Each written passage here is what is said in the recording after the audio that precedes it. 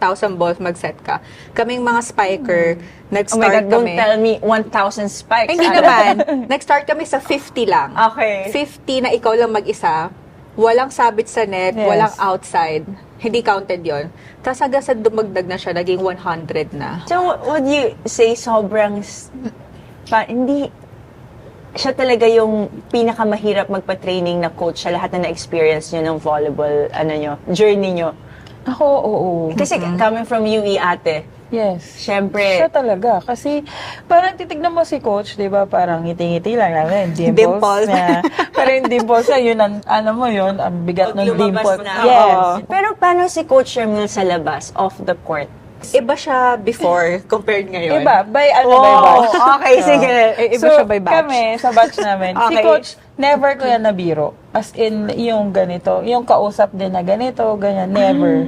Pero sometimes, tinatry niya conversation sa mga, lalo na pag mga rookie, yan, medyo, pa siya, kasi parang kinikilala niya. Pero, minsan tinatansya na din yung bata, if, okay ba to, parang, pwede ko ba itong biruin? May ganon siya. May ganon naman siyang factor. Hindi naman siya yung ibang coach kasi agad na parang, oy, parang close Yes, agad, yes. diba? Siya Oo. hindi naman.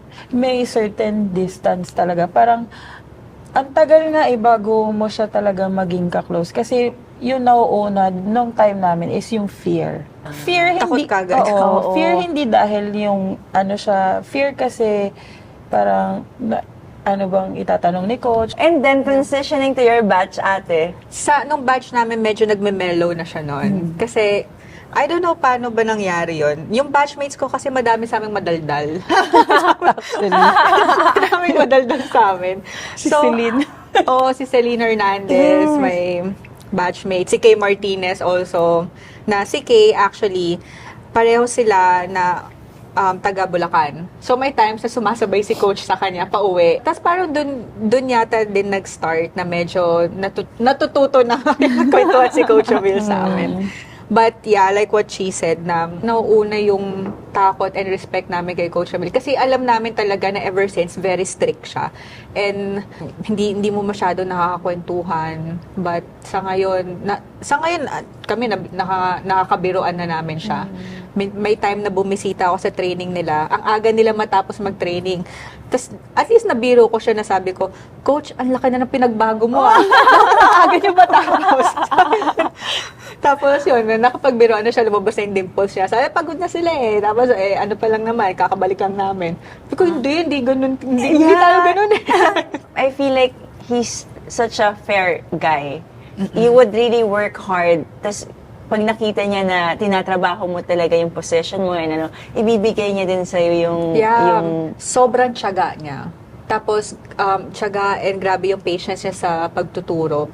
Kasi, like what you mentioned nga, na alam niya talaga na yung player is nagpupursige. Yes. Tapos, may gusto talagang marating. Tutulungan ka niya. Tapos, kahit yung player nag-give up na, pero siya hindi siya mag-give up sa'yo.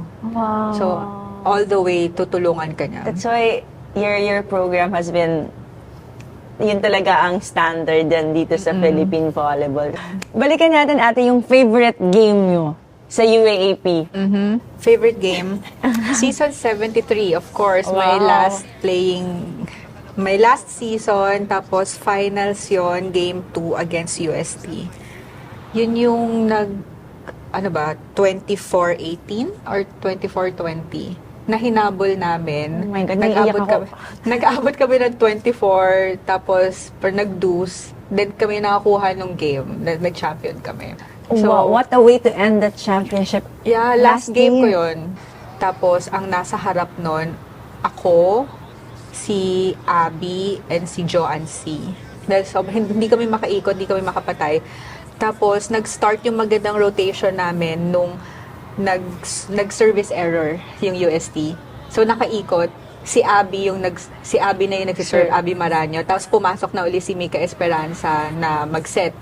So, ang nasa harap ako, tsaka si Jack. Oh my God, perfect. Nasa harap ako, tsaka si Jack.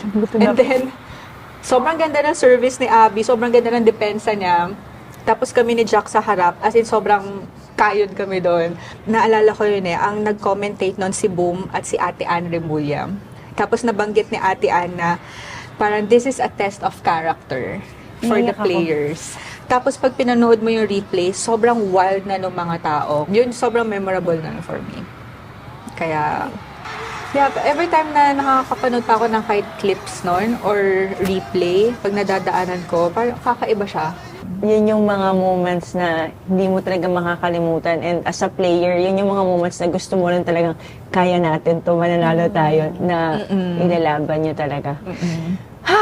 Buti na lang po, medyo late ako pinanganak, hindi ko kayo masyado nakakabutan. How about you, Ate Chi? What's your favorite? Ako, so 2005. Kasi yun nga yung time. So, ito na yung epic na story. Yeah. Yun yung buntis kasi ako noon. So, yun din yung first ever three-peat ni Coach Ramil. So, kami Oh yung my first God, batch. your last year, three-peat. Ah, Ikaw pang yung first, yeah. Tapos pang three-peat mo. kasi, yun nga yung time na buntis ako. Pero hindi niya alam. So, Hindi niya alam, mga ilang months na yun, ate, na naglalaro ka. 9 months. complete, complete 9 months Full siya. term. Full term siya. Pero, actually, lagpas na siya sa 9. Overdue na din ako. Oo. So, parang... Pero that was the last game na. Yun yung favorite, ano mo favorite That's, game mo. Unforgettable. Unforgettable. Hindi pala favorite. Favorite Oo. unforgettable. Totoo. Kasi yun nga, sabi ko, dati kasi ang game, since hindi pa naman ganun siya ka-televise, Sunday, Wednesday, Sunday. Yes. So, nanalo kami ng Sunday. So, parang kami nag-usap, parang tapusin na nga na. Siyempre, kahit sino naman, di ba? You wanna finish, yeah. Advantage na. So, siyempre, yung sa loob ng tiyan, parang konting tiis na lang, matatapos na tayo, ganyan. Pero, may mga discharge na din ako na lumalabas. So, October 5, yun yung Game 2 versus Adamson. So, yun na, nanalo. So, October 9, nanganak ako. CS. Ate, 4 days after. yeah. Yes. As in, kunwari, napasigaw ka lang ng konti sa game dahil nag-champion kayo. Parang lalabas. Pero ate, walang talaga nakakaalam sa teammates mo, sa coaches mo. Wala. To be honest. Nagulat nga sila. Tapos, hindi ko talaga makalimutan si Cha. Sabi niya, wow, Ate Chi, ang payat mo. Anong diet mo? Sabi niya, ganun talaga yung salita. Actually, lahat sila nagulat. Kasi sabi ko nga, from 80 kilos, nag-down ako sa 50. So, imagine, di ba, parang payat. So, sabi ni Coach, halika nga dito. Tapos, nun sa dugout, sabi ko, Coach, hindi naman po totoong buntis ako. Sabi niya, oo nga, hindi naman ako naniniwala kasi araw-araw ka naman nagtitraining, ganyan-ganyan. Sabi niya, ano ba nangyari? Nanganak na po ako, ha? Ganon siya. As in, yung mukha ni Coach, parang, ha?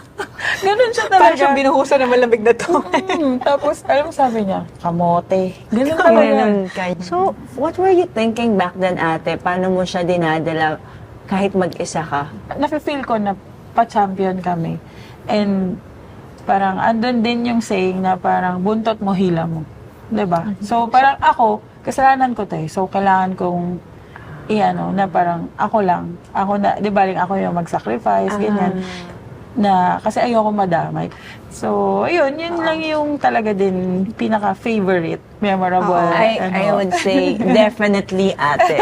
It should be.